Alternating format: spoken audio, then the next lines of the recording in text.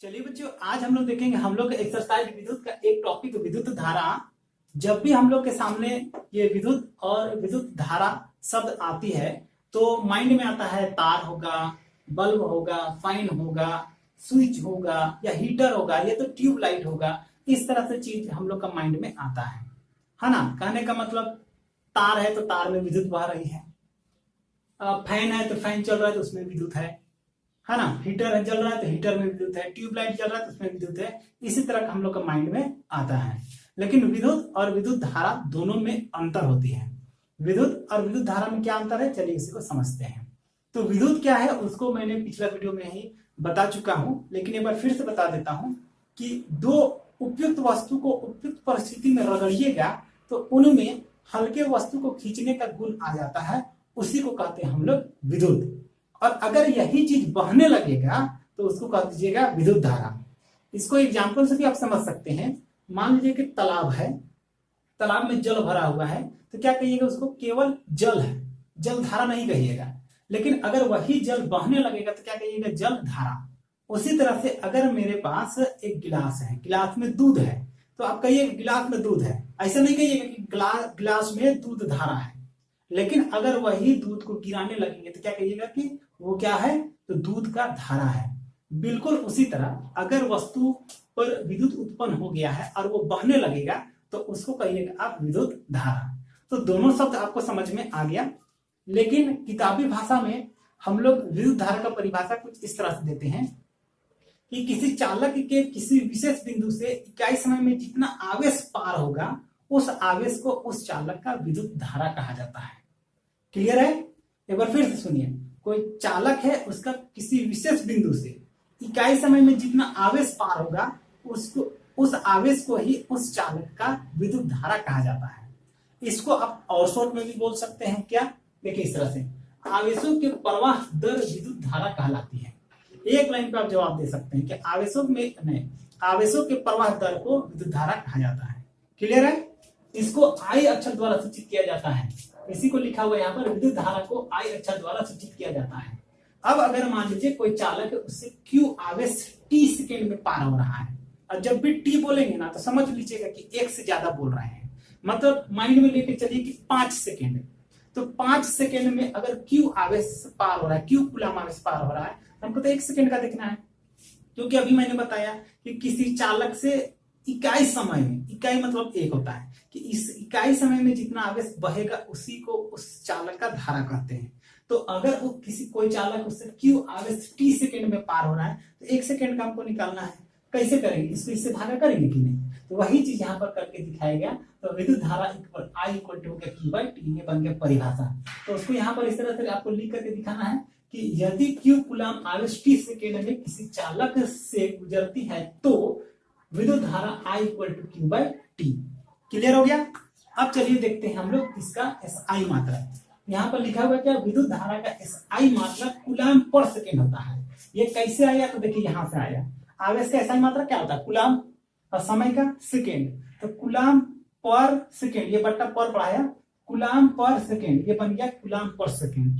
लेकिन इसको coulomb per second ना कह के एम्पियर कहा जाता है। जैसे मान लीजिए हम मेरे पास 12 वस्तु है तो 12 वस्तु ना बोल करके उसको 1 दर्जन भी कह सकते हैं। बिल्कुल उसी तरह से अगर कूलम पर सेकेंड है तो उसको क्या कहिएगा, 1 एम्पियर। तो अब आपको कोई पूछे कि विद्युत धारा का एसआई मात्रा क्या होता है तो आप क्या बोलिएगा, कूलम पर सेकेंड या तो एम्पियर। तो देखिए दोनों में से कोई भी बोलिएगा, दोनों सही हो जाएगा।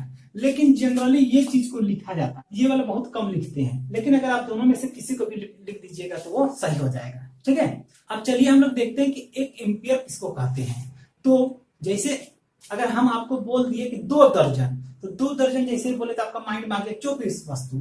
तो उसी तरह अगर हम बोले 1 एम्पियर करंट, तो इसका मीनिंग क्या हुआ, तो इसका मीनिंग ये हुआ कि अगर मान लीजिए आपके पास एक चालक है, उस चालक से 1 सेकेंड में 1 कूलम आवेश अगर बह रहा है तब उसका धारा 1 एम्पियर कहलाएगा। तो 1 एम्पियर का क्या परिभाषा हो गया कि यदि किसी चालक से 1 सेकेंड में 1 कूलम आवेश प्रवाहित हो रही है तो उसमें बहने वाली धारा 1 एम्पियर कहलाती है। That is 1 ampere equal to coulomb per second, मतलब 1 कूलम पर सेकेंड। ठीक है, बात क्लियर हो गया? अब चलिए देखते हैं कि विद्युत है, विद्युत बह रही है, तो उसका कुछ ना कुछ दिशा होगा। तो इसका दिशा किधर होती है? तो इसका दिशा के बारे में ये बोला जाता है कि विद्युत धारा की दिशा इलेक्ट्रॉन के बहाव के दिशा के विपरीत होती है, ऐसा ये माना गया है। तो अब इलेक्ट्रॉन किधर बहेगा, तो चलिए फिगर समझते हैं। देखिए यहाँ नेगेटिव चार्ज है, तो नेगेटिव लिखा हुआ है, यहाँ पर पॉजिटिव लिखा हुआ है। तो नेगेटिव ये कब होगा, तो जब इसमें इलेक्ट्रॉन भरा हुआ होगा। और ये पॉजिटिव कब होगा, जब इसमें प्रोटॉन होगा। मतलब इसमें इलेक्ट्रॉन भरा हुआ है, इसमें प्रोटॉन भरा हुआ है, मतलब इसमें इलेक्ट्रॉन का कमी है। तो इलेक्ट्रॉन जो है वो इधर से होकर के इधर आएगा। अब इलेक्ट्रॉन इधर आ रहा है तो क्या बोले अभी कि इलेक्ट्रॉन जिधर बहेगा उसका उल्टा डायरेक्शन में विद्युत बहेगा। तो अगर इधर आ रहा है, इलेक्ट्रॉन इधर आ रहा है, तो धारा किधर जाएगा, इधर, पॉजिटिव टू नेगेटिव। तो वही चीज को यहाँ पर लिख करके भी बताया गया है कि विद्युत धारा इलेक्ट्रॉन की गति के विपरीत दिशा में, विद्युत धारा इलेक्ट्रॉन के गति के विपरीत दिशा में गति करती है। अर्थात इलेक्ट्रॉन ऋण सिरा से धन सिरा की ओर गति करती है, तो विद्युत धारा धन सिरा से ऋण सिरा की ओर गति करती है। यह चीज को याद रखिएगा कि विद्युत धारा किधर बहती है, तो इलेक्ट्रॉन के ऑपोजिट डायरेक्शन में। दूसरा बात कि ये किधर बहती है, तो पॉजिटिव टू नेगेटिव, मतलब positive terminal to negative terminal की ओर बहती है। अब आइए हम लोग एक और टॉपिक पे बात करते हैं, विद्युत परिपथ। तो विद्युत परिपथ क्या है उसको चलिए समझते हैं। तो चलिए देखिए, हम लोग के पास दो फिगर बना हुआ है। इस फिगर में कुछ सिंबल भी है जिसका जानकारी आपको आगे मिलेगा, लेकिन मैं अभी आपको बता देता हूं कि अगर ऐसा कहीं पर बना हुआ है तो इसका मीनिंग होता है प्रतिरोधक। यहाँ है बल्ब, यहाँ है एमीटर, और यहाँ पे है कुंजी, स्विच ऑन ऑफ करते हैं ना, वो वाला है ये। और यहाँ पर भी देखिए वही है, प्रतिरोधक है, बल्ब है, एमीटर, कुंजी है। यहाँ एक चीज और है, बैटरी, बैटरी लगा हुआ है।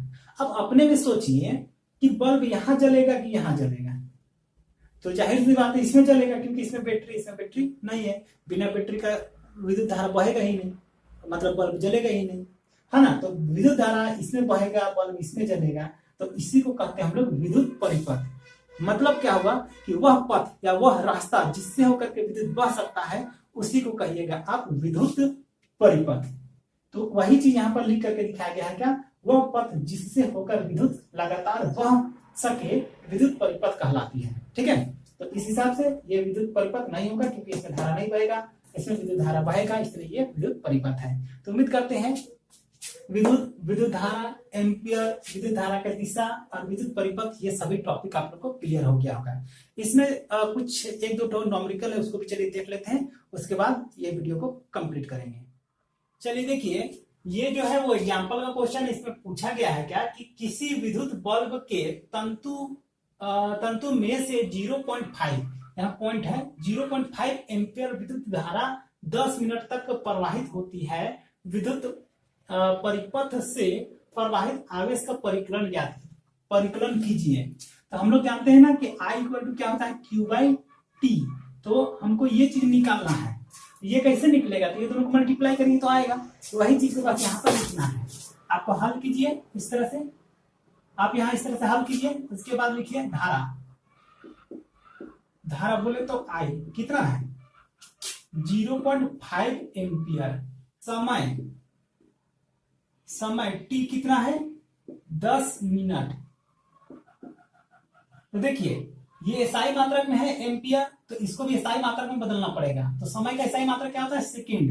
तो सेकेंड में बदलने के लिए इसको 60 से गुना करेंगे, तो इतना बन गया मेरा सेकेंड। देखिएगा 5 मत पढ़िएगा, यहाँ हो गया मेरा 600 सेकेंड। इसलिए आवेश Q बराबर क्या हुआ, फॉर्मूला देखिए यहाँ से, Q इक्वल टू IT।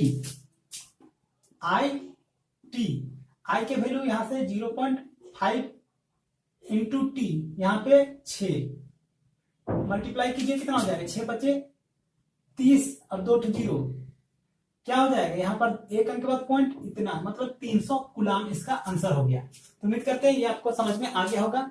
ये बहुत ही ज्यादा इंपॉर्टेंट एग्जाम्पल है, ये एग्जाम में आता है। और इसी टॉपिक से कुछ क्वेश्चन था क्या कि विद्युत परिपथ का क्या अर्थ है। यहाँ पर मैंने बता ही दिया, दोनों फिगर को बनाना है, परिभाषा दे देना है। अगला क्वेश्चन है कि विद्युत धारा के मात्रक का परिभाषा लिखिए। तो विद्युत धारा का मात्रक क्या चीज होता है, तो एम्पियर होता है। तो एम्पियर का परिभाषा तो मैंने पीछे ही बता दिया था। अब देखिए अगला है कि 1 कूलम आवेश की रचना करने वाले इलेक्ट्रॉन की संख्या का परिकलन कीजिए। कितना इलेक्ट्रॉन होता है एक कूलम आवेश पर। तो कितना होता है ये मैंने पिछला ही वीडियो पर बताया था, 6.25 into 10 to the power 18 electron होती है एक कूलम आवेश। एक कूलम आवेश इक्वल टू इतना इलेक्ट्रॉन होती है। तो हमको ऐसे बोला इसमें परिकलन करना, मतलब ये निकालने के लिए, लेकिन जनरली आपको परिकलन नहीं पूछता है, सीधे पूछता है कि एक कूलम में कितना इलेक्ट्रॉन। तो ये आप याद कर लीजिएगा। उम्मीद करते हैं कि आप लोगों को ये टॉपिक क्लियर हो गया। आज के लिए इस वीडियो पर इतना ही।